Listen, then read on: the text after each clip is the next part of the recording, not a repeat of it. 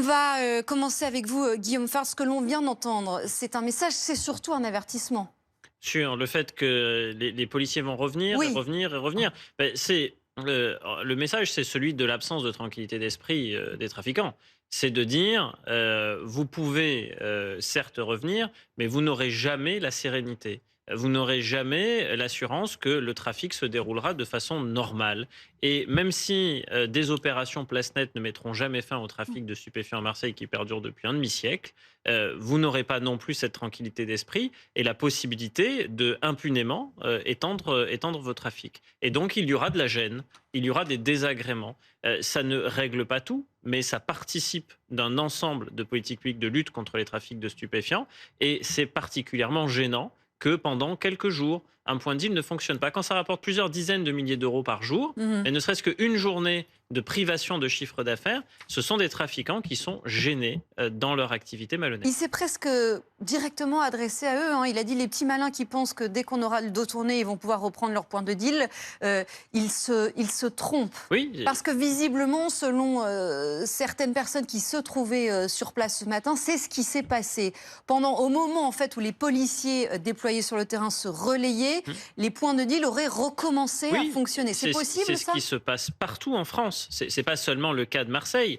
Dans les opérations dites place nette, dites de pilonnage de points de deal, il y a eu plusieurs noms martiaux qui ont été trouvés.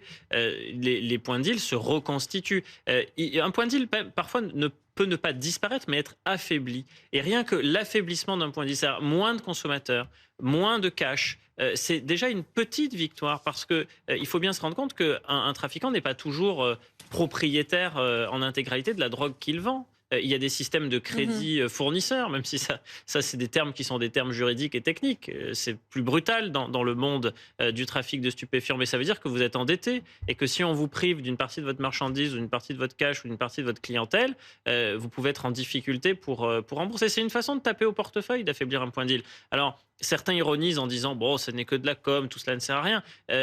Personne ne prétend que ça va tout régler. Ouais. En revanche, c'est pas parce que vous souffrez d'une maladie qui peut être sévère qu'il ne faut pas prendre d'antalgique. Ça peut avoir un effet, certes temporaire, certes qui ne cure pas le problème au fond, mais un effet tout de même. Et pourtant, un dealer, un trafiquant de drogue qui a été interrogé sur France Info et qui réagissait aujourd'hui sur l'antenne de France Info depuis la prison des Baumettes, là où il est détenu, disait « Ok, dans ces cas-là, on perd peut-être 10 jours, 20 jours, allez, un mois. » Puis il fait ses calculs, 30 000 euros par jour, 7 fois 3, l'équivalent de 200 000 ou 300 000 euros la semaine. Quand il y a les CRS, c'est fermeture, pas de clients.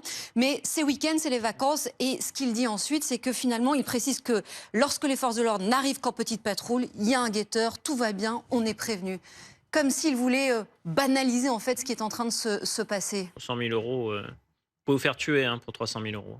C'est quand même la preuve concrète, Guillaume Fard, que ce qui se passe depuis 24 heures ne les laisse pas indifférents Non, après, et suscite quelque chose. des procédés mafieux qui consistent à mettre et à exercer des pressions sur des personnes, c'est aussi vieux que le trafic de stupéfiants. Et en cela, des magistrats ont proposé, dans le cadre des travaux parlementaires du rapport sénatorial, notamment conduit par le sénateur Perrin, que l'on ait des cours d'assises spéciales, comme on en a en matière de terrorisme, pour éviter les pressions sur les jurés. D'ailleurs, les cours d'assises spéciales, après l'abolition de la Cour de sûreté de l'État en 1982, ont été créés pour cette raison, pour qu'on évite de mettre des pressions sur des jurés dans le cadre de procès d'assises. Maintenant, il y a aussi un deuxième sujet dans les images que l'on montre là, qui concerne Telegram en particulier, cette application mobile numérique, qui, de façon en totale impunité, Toute tranquillité. laisse diffuser des messages qui tombent clairement sous le coup de la loi, qui se rend complice du trafic de stupéfiants, comme cette application s'était rendue complice du djihadisme,